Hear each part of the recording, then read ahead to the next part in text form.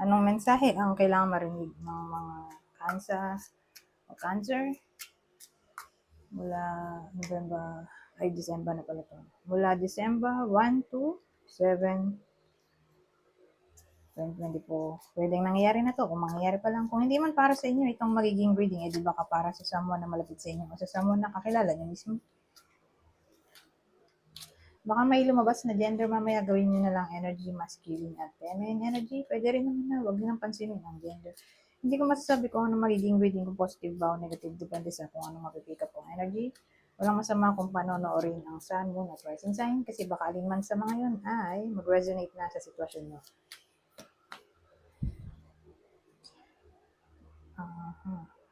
So sa case na to,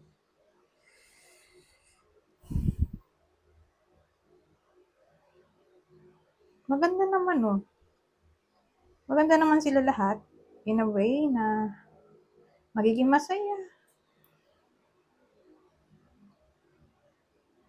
Kasi may ma-accomplish yung iba sa inyo sa pamamagitan ng hard work.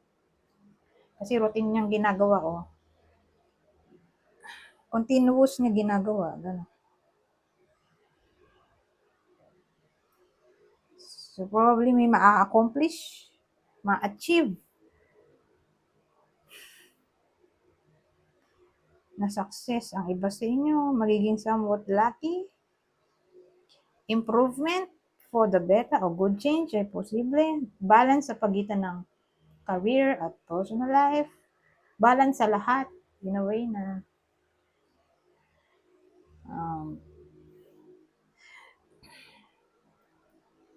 may peace of mind.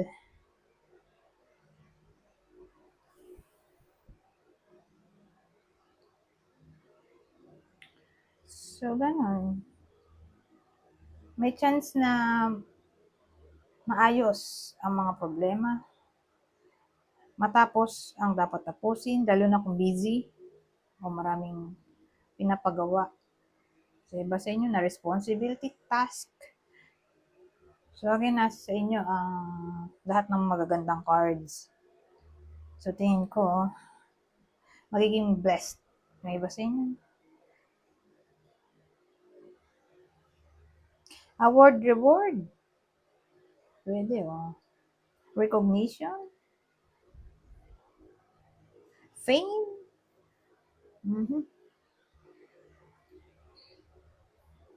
Kasi ang ganda nga nito, to, lalo na itong tatlong to.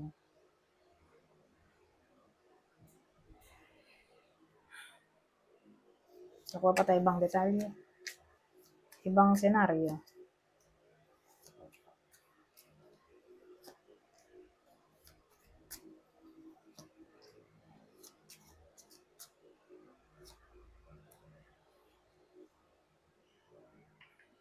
Gusto ang daming tao. Ibang court cards. So, sino ngayon ang bida dito? Dahil ang daming tao. Gawin ko na lang energy sila lahat para mabilis.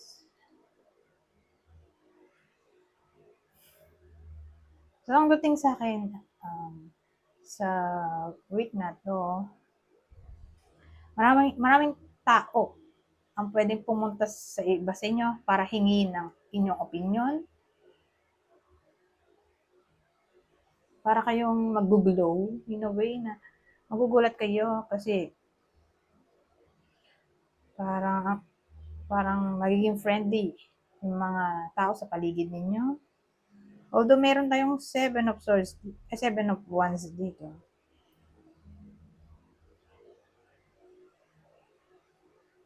So, mag-ingat. Okay? Kasi hindi lahat ng lalapit sa inyo ay may mabuting intention. Okay?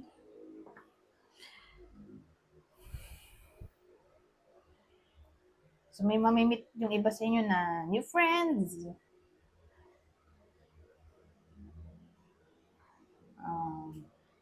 May mga tao na willing tumulong sa inyo in times of crisis. Pero again, yung downside siguro ay wala kayong control sa sitwasyon. Kasi maraming taong nasa paligid nyo na pwede makapekto sa desisyon nyo o ng sitwasyon. Desisyon sa sitwasyon.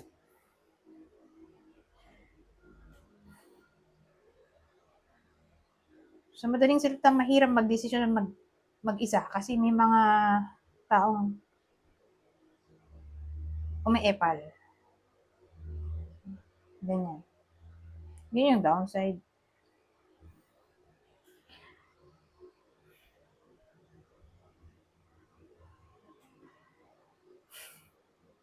So, yun lang. Ibang senaryo ulit.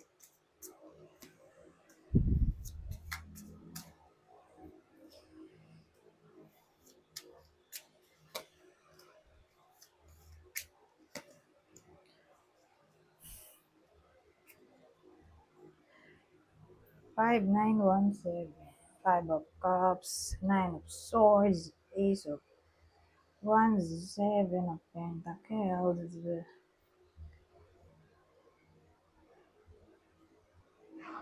Mm-hmm. Well, ang dating kasi dito, may something na parang bumabagabag o babagabag. Pwedeng nangyayari na to, o mangyayari pa lang. Pero yun nga, hindi makakatulog ng iba sa inyo dahil sa sadness. Mm-hmm. So, ang maganda nandito yung Ace of Wands. Kasi dito parang down yung energy. So dito, magiging energetic kayo. Okay? Kakaroon kayo ng energy na pag-isipan ang sitwasyon nyo. Okay? Healthy pa ba yan? Na ganyan na nilulugmok nyo yung sarili nyo. So, kayo yung kusang makaka-realize na dapat may pagbabago. Kasi mag-self reflect kayo dito sa 7 of Pentacles. Self-assessment, self-re-evaluation.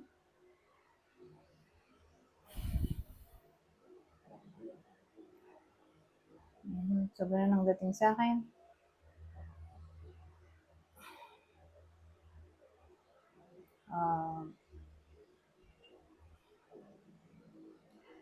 Pwede rin naman na ang action na gagawin nyo ay i-divert nyo ang attention nyo sa ibang bagay.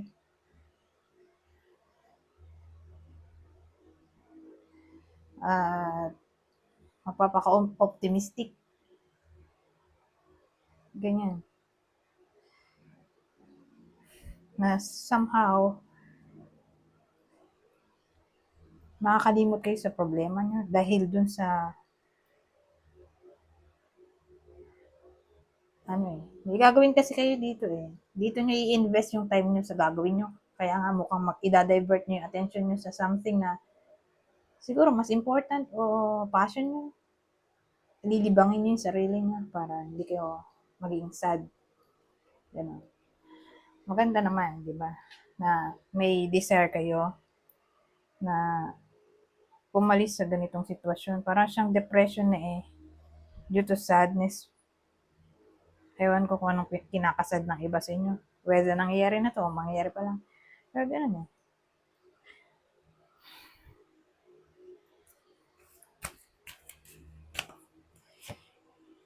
A year from now. Wait. So, a year from now, may kailangan kayong hintayin. Ito na lang. Para mabilis. Anong kailangan yung hintayin?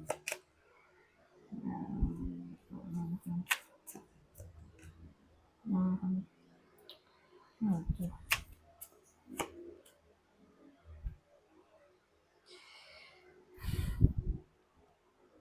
Kasi ang dating sa akin, mukhang ano to eh, financial issues na hindi siya agad-agad masosolve o hindi agad-agad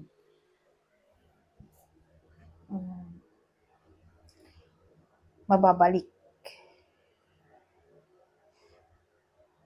pera. So, money problem to. Na ito yung poproblemahin nyo, hindi siya agad-agad maaayos, mapapalitan, hindi agad makakapag-save.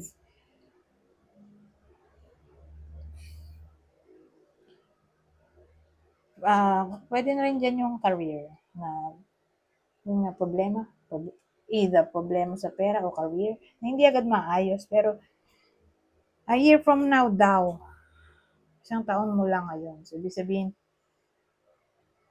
November 25, November 2025 onwards, doon magkakaroon ng change. Magkakaroon ng change kung kayo sa sarili nyo ang gagawa ng action kasi Queen of Wands to. So, yung Queen of Wands natin, literal na parang lioness. Siya yung action-oriented. Mas action-oriented pa nga yan kaysa sa lion, sa tingin ko. Hindi siya nagpo-procrastinate. Pag nakita niya, importante.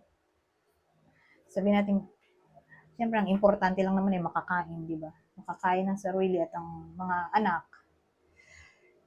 Hindi siya nag-aatubili na mag-hunt. Mag-i-stock siya ng prey niya kahit gaano katagal. Basta may mauwi siyang prize. Yun yung kasing parang prize eh. Prize. Sa mga lioness yung dala-dala niyang food para sa tribo, clan nila. Doon nagtitake pride yung mga lion sa kanilang maiuuwing pagkain. Ganun ang dating. So, pag nakikita ko yung Queen of Wands, ganun nga, naisip ko lagi yung lioness.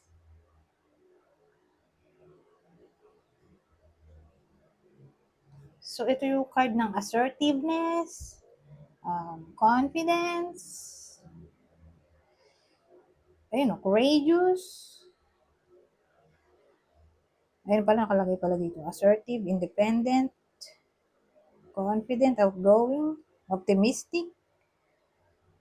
So, lahat ng mga positive na sinabi ko dito, yun ang mag-aalis sa iba sa inyo sa problema sa pera. Siguro kung magiging courageous sa pag-chase ng dream, pag-try ng something new,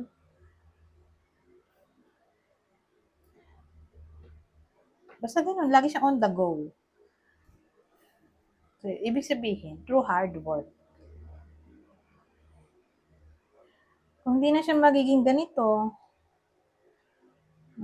so regardless kung babae, lalaki nanonood, kung hindi na siya ganito, tulad nitong Page of Pentacles, Page, ano ba to? Queen of Pentacles, na baliktad, na parang hindi siya masaya sa takbo ng pera niya. Disappointed siya. Ganon. Nagpo-procrastinate.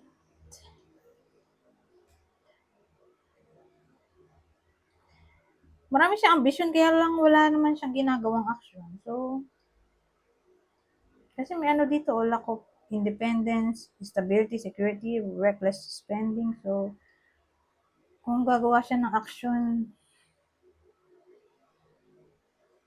para magkapera, edi a year from now, edi maayos na ang problema. Sabihin natin, di maganda salary, edi mag-resign, maghanap ng mas magandang trabaho. A year from now pa naman. So, kung ganun man yung maging problema nyo, stress na stress kayo sa work. So, kung parang siya pag-take risk, kung magte-take risk kayo sa something na unknown, para may pagbabago. So, ganun ang dating Doon siya mangyayari. Kung magte-take risk. Anyways, hanggang dito na lang. Ay, ito pala. Bago ko malimutan. Isa lang. Signs. Watch out for signs leading you to true love. So, para to sa mga single. Excuse me. Isin ko. Watch out for signs leading you to true love. So, para sa mga single, tingnan daw ang mga sign na pwedeng mag-lead sa inyo sa true love. Pay attention sa signs and clues ng, na pwede nyong nakuha. Who knows, baka nga mag-lead yun sa true love. Anyways, hanggang dito na lang. Goodbye po.